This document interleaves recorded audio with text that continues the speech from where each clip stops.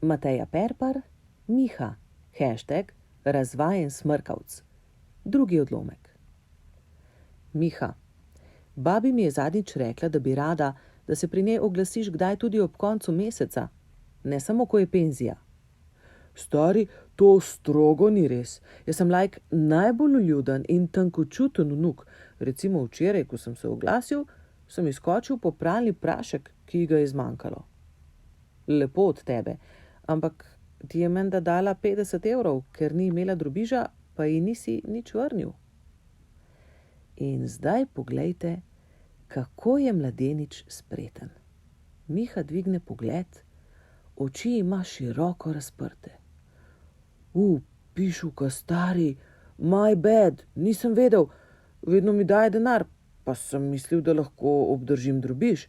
Ej, takoj zdaj ti dam, da ji boš nesel, reci oprosti v mojem imenu, evo, takoj. Sin se napol dvigne od jedi. Dušan začuti, da mu je storil krivico. Sedi in jej, no, ni treba. In sin točno ve, kje ima očeta. Način pa mu ni všeč, zato pritisne. Pritiski prinašajo disciplino. Daj no, da mi ne boš kot pes tukaj za mizo lajal. Mojca dvigne glavo. Miha!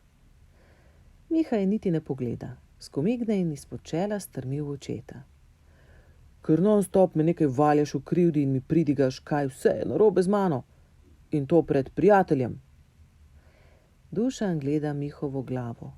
Njegov temnolasi skoraj črn vrtinec, zdaj nizko sklonjen nad krožnik in palačinko, ki izginja pod njim.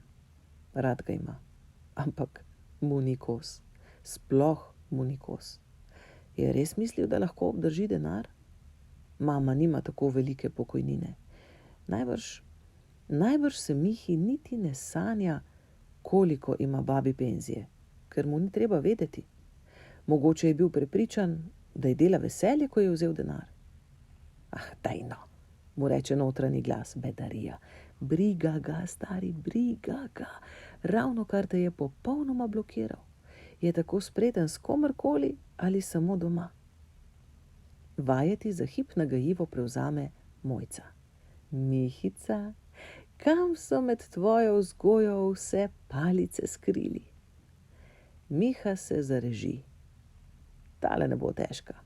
Pomežikne drejčku ter ponosno in poučno pove.